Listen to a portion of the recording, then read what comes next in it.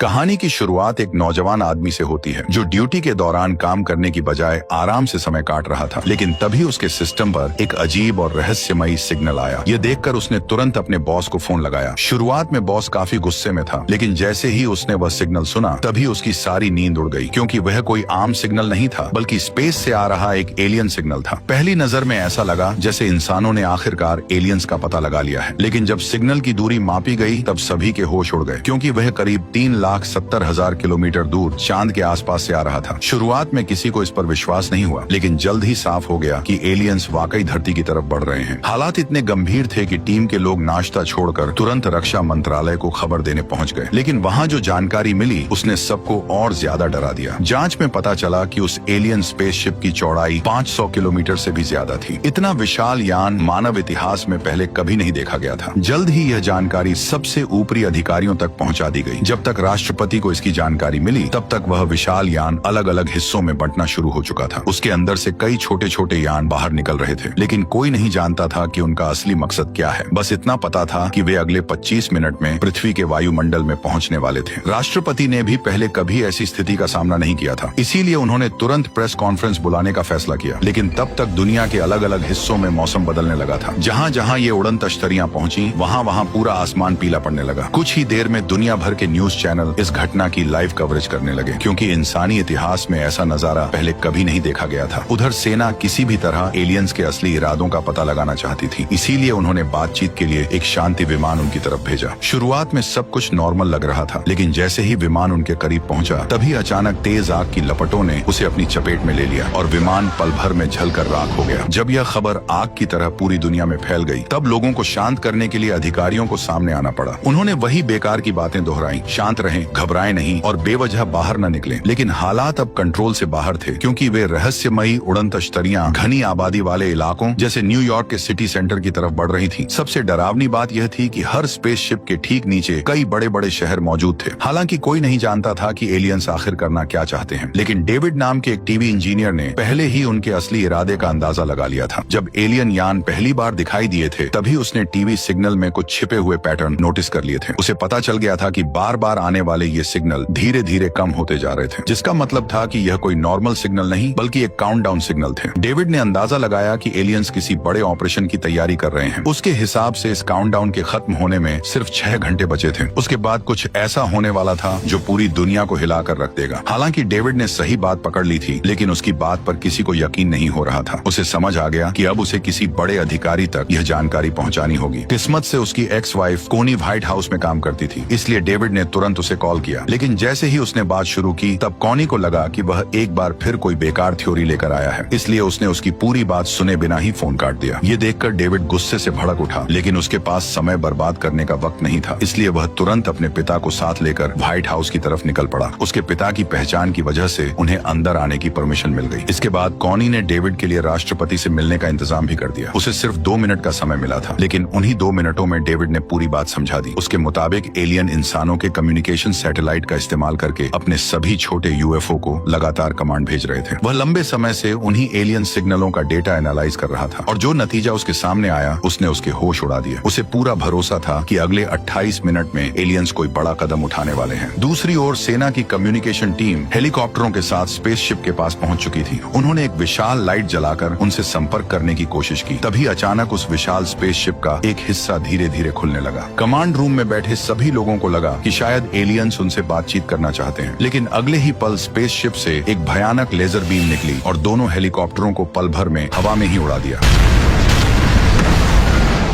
अब सभी को समझ आ चुका था कि एलियंस के इरादे बिल्कुल भी अच्छे नहीं हैं। डेविड की बात सच साबित होते ही पूरे व्हाइट हाउस में हड़कंप मच गया। कुछ ही मिनटों में इमरजेंसी प्रोटोकॉल लागू कर दिए गए और हर कोई वहां से निकलने की तैयारी में जुट गया। राष्ट्रपति और बड़े अधिकारियों के पास बच निकलने के लिए खास प्राइवेट जेट्स मौजूद थे, लेकिन दूसरी तरफ लाखों आम लोग अभी भी सड़कों पर फंसे हुए थे। वहीं जो लोग इस खतरे को गंभीरता से नहीं ले रहे थे, उन्हें अब भी यही लग रहा था कि शायद एलियंस इंसानों को नुकसान पहुंचाने नहीं आए हैं। लेकिन उन्हें जरा भी अंदाजा नहीं था कि जैसे ही काउंटडाउन खत्म होगा तभी इंसानी इतिहास का सबसे बड़ा हमला होगा। टाइम खत्म। अचानक स्पेसशिप का निचला हिस्सा धीरे धीरे खुलने लगा। नीचे खड़े लोगों को समझ नहीं आया कि आखिर होने क्या वाला है। तभी उसके अंदर से एक तेज रोशनी निकलनी शुरू हुई। अगले ही पल वो विनाशकारी बीम नीचे गिरी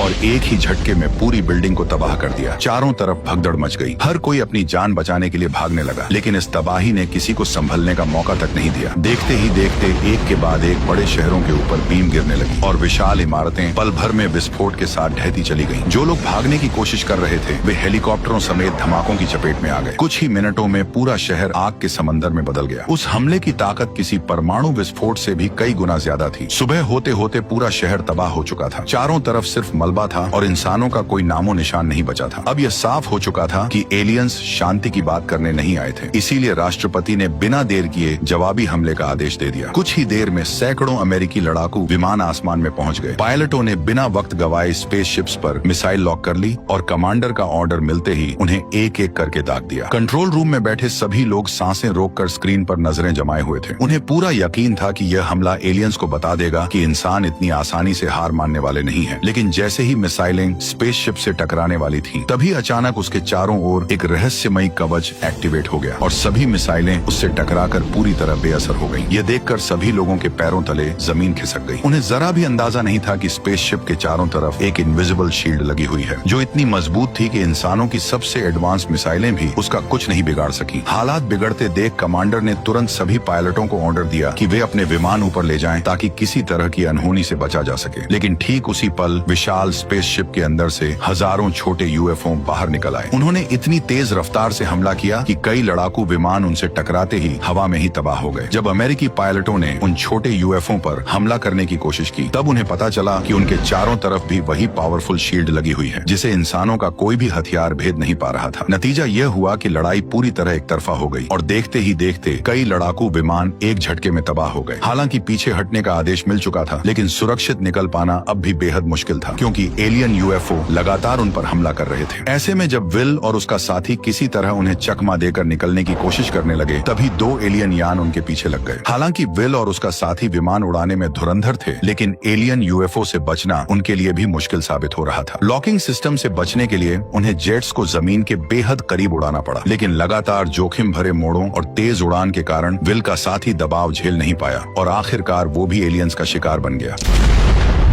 इसके बाद एलियंस के झुंड ने आसपास के सैन्य अड्डों और एयरबेस को भी निशाना बनाना शुरू कर दिया, जिसकी वजह से कई एयरपोर्ट और रनवे पूरी तरह तबाह हो गए। उधर विल किसी तरह एलियन यूएफओ से पीछा छुड़ाने में लगा हुआ था। भले ही उसके पास उन्हें मार गिराने का कोई तरीका नहीं था, लेकिन वह जानता था कि उसे जाल में कैसे फंसाया जा सकता है। तभी अचानक उसकी नजर सामने खड़ी एक विशाल चट्टान पर पड़ी और उसके दिमाग में एक खतरनाक आइडिया आ गया। जैसे ही पीछा कर रही यूएफओ उसके बिल्कुल करीब पहुंची, विल ने अचानक पैराशूट खोल दिया और विमान से बाहर कूद गया। यूएफओ में बैठा एलियन कुछ समझ पाता उससे पहले ही खाली जेट चट्टान से टकरा गया। पीछे आ रही एलियन यूएफओ भी दिशा नहीं बदल पाई और पूरी रफ्तार से चट्टान में जा घुसी। आखिरकार काफी मशक्कत के बाद विल उस एलियन यूएफओ को मार गिराने में कामयाब हो गया, जिसके बाद उसका कॉन्फिडेंस 7वें आसमान पर पहुंच गया। वह बेखौफ होकर मलबे के पास पहुंचा और अपने हाथों से खुद यूएफओ का दरवाजा खोल दिया। इस तरह वह शायद पहला इंसान बन गया जिसने जिंदा एलियन को इतनी करीब से देखा था। लेकिन अब उसका विमान उड़ने की हालत में नहीं था, इसलिए उसे पैराशूट को घसीटते हुए वापस लौटना पड़ा। खुशकिस्मती से कुछ दूरी पर उसे कई गाड़ियां दिखाई दी और आखिरकार लिफ्ट मिल गई। उधर दूसरी तरफ राष्ट्रपति भी एक रहस्यमयी जगह एरिया 51 पहुंच चुके थे। ऊपर से देखने पर यह सिर्फ एक नॉर्मल सैन्य अड्डा दिखाई देता था, लेकिन जमीन के नीचे एलियंस पर सीक्रेट रिसर्च चल रही थी। चौंकाने वाली बात यह थी कि इसकी जानकारी खुद राष्ट्रपति को भी नहीं थी। वहां पहुंचते ही उनकी मुलाकात डॉक्टर ओकेन से हुई। तब उन्हें मालूम हुआ कि अमेरिका ने करीब 15 साल पहले एक एलियन जहाज पकड़ा था। शुरुआत में वैज्ञानिक लंबे समय तक उसकी जांच करते रहे, पर उसकी एडवांस टेक्नोलॉजी को कोई समझ नहीं पाया। लेकिन हाल ही में उस जहाज का पावर सिस्टम अपने आप चालू हो गया। हालांकि वैज्ञानिक अब भी उसकी पूरी तकनीक नहीं समझ पाए थे, लेकिन कम से कम उन्हें यह पता चल गया था कि यह जहाज उड़ता कैसे है। इसके बाद डॉक्टर ओकेन उन्हें उस एलियन के पास ले गए जिसे सालों पहले पकड़ा था। हालांकि वह अब जिंदा नहीं था, लेकिन उनकी जांच के दौरान वैज्ञानिकों को एक चौंकाने वाली बात पता चली कि ये एलियंस आवाज या भाषा का इस्तेमाल नहीं करते थे, बल्कि सीधे दिमाग से दिमाग जोड़कर टेलीपैथी के जरिए बात करते थे। हालांकि सबूत के तौर पर उनके पास सिर्फ मरे हुए एलियंस के नमूने ही थे, लेकिन उसी समय विल एक जिंदा एलियन को पकड़कर बेस पर ले आया। यह खबर फैलते ही पूरे रिसर्च सेंटर में अफरा तफरी मच गई। डॉक्टर ओकेन के लिए यह किसी सपने जैसा था। उन्होंने तुरंत एलियन की जांच शुरू करवाई और उसका हेलमेट हटाने का फैसला किया। जैसे ही हेलमेट काटा जाने लगा, तभी अचानक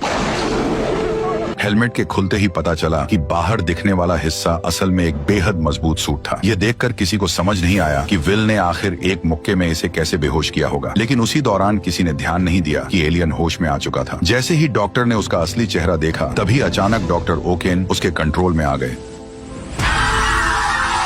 धीरे धीरे वह एलियन अपने सूट से बाहर आने लगा। उसका असली शरीर ज्यादा बड़ा नहीं था, लेकिन वह इंसानों से कहीं ज्यादा चालाक और खतरनाक था। होश में आते ही उसने पूरी लैब में अफरा तफरी मचा दी। डॉक्टर अपनी जान बचाकर भागना चाहते थे, लेकिन उनके पास बचने का कोई मौका नहीं था। कुछ ही सेकंड में पूरी लैब मौत के मैदान में बदल गई। जब राष्ट्रपति और सेना के बड़े अधिकारी वहां पहुंचे, तब तक पूरा रिसर्च सेंटर बुरी तरह तबाह हो चुका था। चारों तरफ सिर्फ घना धुआं दिखाई दे रहा था। कुछ ही देर में सभी को समझ आ गया कि डॉक्टर ओकेन अपने होश में नहीं है, बल्कि एलियन किसी तरह उनके शरीर को कंट्रोल करके इंसानों से बात कर रहा था। राष्ट्रपति को यह सही मौका लगा। उन्हें उम्मीद थी कि बातचीत के जरिए इस लड़ाई को टाला जा सकता है। इसलिए उन्होंने एलियन से पूछा कि आखिर उसे इंसानों से क्या चाहिए। तुम हमसे क्या चाहते हो? इतना कहते ही उसने राष्ट्रपति के दिमाग पर कब्जा करना शुरू कर दिया। यह देखकर वहां मौजूद सभी लोग घबरा गए और अगले ही पल गार्ड्स ने बिना देर किए उस पर अंधाधुंध गोलियां बरसा दी। कुछ ही सेकंड में एलियन वहीं ढेर हो गया। जब राष्ट्रपति फिर से होश में आए तो उन्होंने एक बेहद डराने वाली बात बताई। उन्होंने कहा कि उन्हें एलियंस का असली मकसद पता चल चुका है। दरअसल एलियंस की टेलीपैथी दो तरफा काम करती थी। जब वे किसी से जुड़ते थे तो दोनों एक दूसरे की मन की बात पढ़ सकते थे। इसी वजह से राष्ट्रपति को कंट्रोल करते वक्त उन्होंने उसके मन की बात पढ़ ली थी। राष्ट्रपति ने बताया कि ये एलियंस किसी एक ग्रह के निवासी नहीं थे। वे टिड्डियों की तरह एक दुनिया से दूसरी दुनिया तक भटकते रहते थे। जहां भी उन्हें कोई विकसित ग्रह मिलता, वे उस ग्रह पर हमला कर देते। फिर उसके संसाधनों का इस्तेमाल तब तक करते जब तक वहां कुछ भी बाकी न बच जाए, और इसके बाद वे अगले ग्रह की तरफ बढ़ जाते। अब उनकी नजर पृथ्वी पर थी। यह सुनकर सभी समझ गए कि इंसानों के पास बहुत कम समय बचा है। मजबूर होकर राष्ट्रपति को न्यूक्लियर अटैक की परमिशन देनी पड़ी। फिर भी एक डर सबके मन में बना हुआ था कि अगर न्यूक्लियर हथियार भी उनकी शील्ड के सामने बेअसर निकले तो इंसानों के पास बचने का कोई रास्ता नहीं रहेगा। जल्द ही अमेरिका का सबसे बेहतरीन लड़ाकू विमान एलियन स्पेसशिप के ठीक सामने पहुंच गया। कुछ ही पलों बाद उस पर एक न्यूक्लियर मिसाइल दागी गई। कंट्रोल रूम में बैठे सभी लोग सांसें रोककर स्क्रीन को देख रहे थे। उन्हें उम्मीद थी कि इस बार एलियंस की हार तय है, लेकिन जब विस्फोट हुआ तब जो नजारा सामने आया उसने सबकी उम्मीदें तोड़ दी। इतने विनाशकारी हमले के बावजूद एलियन शील्ड ने पूरे हमले को बेअसर कर दिया। यहाँ तक कि स्पेसशिप पर एक खरोंच तक नहीं आई। अब हालात ऐसे हो चुके थे कि किसी के पास कोई प्लान नहीं बचा था। लगने लगा था कि अब पृथ्वी का अंत करीब है। उधर डेविड की भी सारी रिसर्च नाकाम साबित हो चुकी थी, इसलिए वह शराब पीकर खुद को संभालने की कोशिश कर रहा था। यह देखकर उसके पिता को भी चिंता होने लगी। उन्होंने डेविड को समझाने की कोशिश की और कहा कि अगर कोई रास्ता नहीं मिल रहा तो खुद को इतना परेशान करने का भी कोई फायदा नहीं। ये सुनते ही डेविड के दिमाग में अचानक एक जबरदस्त आइडिया आया। उसने तुरंत सभी लोगों को एक जगह इकट्ठा किया। फिर उसने एक ऑफिसर से कहा कि यूएफओ के ऊपर एक कोक की कैन रखकर गोली चलाए।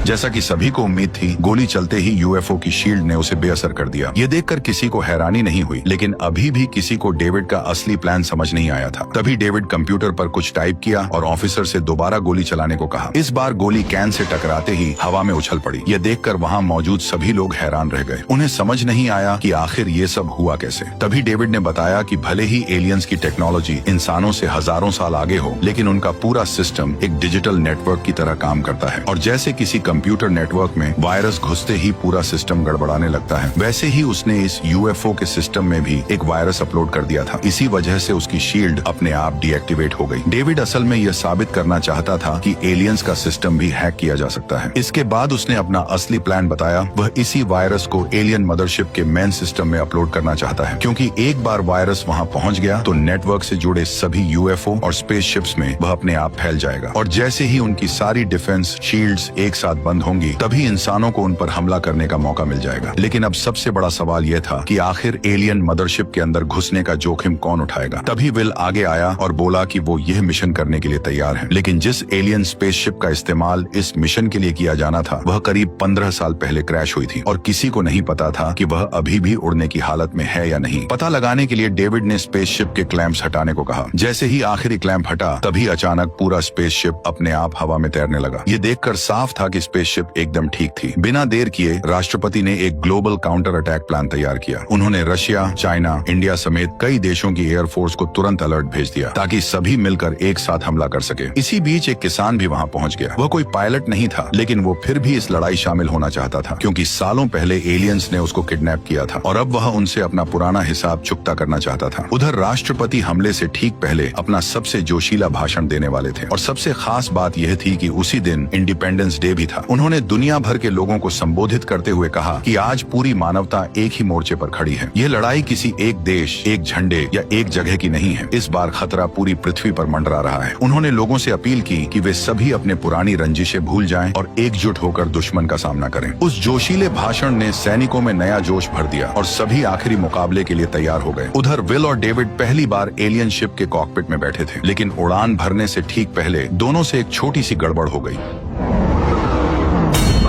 बिल ने कमांड शिप को उल्टा लगाया और बिना देर किए एलियन शिप को तेजी से आसमान की ओर उड़ा ले गया। एलियन शिप उड़ाने में उसे इतना मजा आ रहा था कि वह हवा में तरह तरह के करतब दिखाने लगा, जिससे डेविड की फट के हाथ में आ गई। कुछ ही देर बाद दोनों एलियन मदरशिप के पास पहुंच गए। जैसे जैसे वे उसके करीब आते गए, वैसे वैसे शिप अपने आप ऑटो पायलट मोड में चली गई। इसके बाद वे मदरशिप के अंदर दाखिल हो गए। रास्ते में उन्होंने कई हैरान कर देने वाले नजारे देखे। आखिरकार वे मदरशिप के कंट्रोल एरिया तक पहुंच गए। वहाँ हजारों छोटे एलियन यान एक साथ खड़े हुए थे। पूरा नजारा किसी विशाल स्पेस स्टेशन जैसा लग रहा था। अपनी पहचान छिपाने के लिए डेविड ने बड़ी सावधानी से शिप की विंडो बंद कर दी ताकि वहां मौजूद ऑपरेटर उन्हें नोटिस न कर सकें। फिर सही मौका मिलते ही उसने अपना प्लान शुरू कर दिया। उसने तुरंत अपना कंप्यूटर खोला और चुपचाप वायरस को एलियन मदरशिप के सिस्टम में अपलोड करना शुरू कर दिया। कुछ ही देर में वायरस सिस्टम में पहुंच गया, जिससे अचानक मदरशिप के अंदर गड़बड़ी शुरू हो गई। ये देखकर साफ हो गया कि डेविड का वायरस अपना काम शुरू कर चुका है। उधर जैसे ही यह खबर पृथ्वी तक पहुंची, तभी सेना ने बिना एक पल गवाए अपना जवाबी हमला शुरू कर दिया। दुनिया भर के लड़ाकू विमान एक साथ एलियन यानों पर टूट पड़े। इस बार हालात पहले जैसे नहीं थे क्योंकि वायरस की वजह से एलियंस की शील्ड पूरी तरह बंद हो चुकी थी। तभी राष्ट्रपति, जो कभी एयरफोर्स पायलट रह चुके थे, उन्होंने सबसे पहला हमला किया।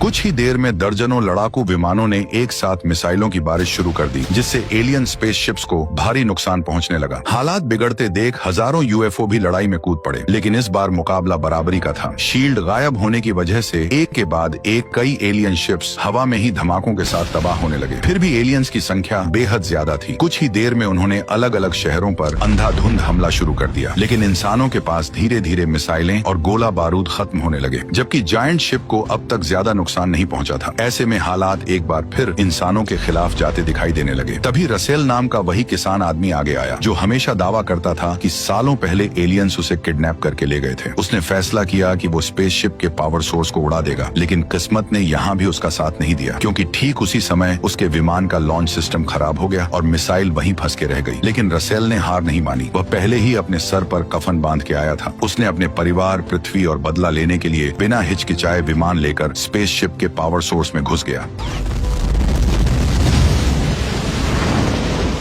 कुछ ही पलों में 500 किलोमीटर चौड़ी स्पेसशिप एक झटके में तबाह हो गई। मिशन सफल होते ही कमांड सेंटर ने तुरंत विल और डेविड को वापस लौटने का ऑर्डर दिया, लेकिन तभी एक नई मुसीबत खड़ी हो गई। उनका यान अभी भी मदरशिप के अंदर फंसा हुआ था। दोनों ने बाहर निकलने की हर मुमकिन कोशिश की, लेकिन कोई भी तरीका काम नहीं आया। इसी दौरान एक एलियन की नजर उन पर पड़ गई। उसने सिर्फ एक कमांड दी और शिप का विंडो कवर अपने आप खुल गया। खतरे को भांपते ही विल और डेविड तुरंत छिप गए, लेकिन एलियंस भी इतने बेवकूफ नहीं थे। अगले ही पल उनकी तलाश में एक सर्च टीम भेज दी गई। अब हालात देखकर लग रहा था कि दोनों का बच निकलना लगभग नामुमकिन है। इसलिए उन्होंने फैसला किया कि अगर मरना ही है तो दुश्मन को साथ लेकर मरेंगे। इसलिए उन्होंने बिना देर किए न्यूक्लियर मिसाइल दाग दी और वह सीधा एलियन कमांड सेंटर में जा घुसी। लेकिन धमाका होने से पहले ही पूरी मदरशिप बुरी तरह हिलने लगी। अचानक इस झटके से उनकी शिप का कंट्रोल बिगड़ गया और वह सिस्टम की पकड़ से निकल गई। ये देखकर दोनों की जान में जान आ गई। हालांकि राहत ज्यादा देर नहीं टिक सकी, क्योंकि न्यूक्लियर बम फटने में अब सिर्फ 30 सेकंड बचे थे। ऐसे में विल और डेविड ने तुरंत वहां से निकलने का फैसला किया। दोनों पूरी रफ्तार से मदरशिप से भागने लगे। खुशकिस्मती से एलियन यान की स्पीड बेहद जबरदस्त थी। पीछे कई एलियन फाइटर्स उनका पीछा कर रहे थे। फिर भी वे किसी तरह उनकी पकड़ से बचते हुए मदरशिप से बाहर निकल आए और तभी वो हुआ जिसका पूरी दुनिया इंतजार कर रही थी। अगले ही पल विशाल मदरशिप एक भयानक विस्फोट के साथ उड़ गई। उस धमाके के साथ एलियंस का पूरा कंट्रोल सिस्टम एक झटके में तबाह हो गया। मदरशिप के खत्म होते ही पृथ्वी पर मौजूद बाकी एलियन शिप्स भी एक एक करके क्रैश होने लगी। कुछ ही मिनटों में दुनिया दुनिया का सबसे बड़ा युद्ध खत्म हो गया और आखिरकार इंसानों ने नामुमकिन लगने वाली इस लड़ाई को जीत लिया। उधर विल और डेविड भी सुरक्षित पृथ्वी पर लौट आए और इसी के साथ इंडिपेंडेंस डे की ये शानदार कहानी यहीं खत्म हो गई। वैसे आपको ये वीडियो कैसी लगी कमेंट में जरूर बताना और अगर चैनल पर नए हो तो जल्दी से वो सब कर दो जो मैं चाहता हूँ। Okay bye.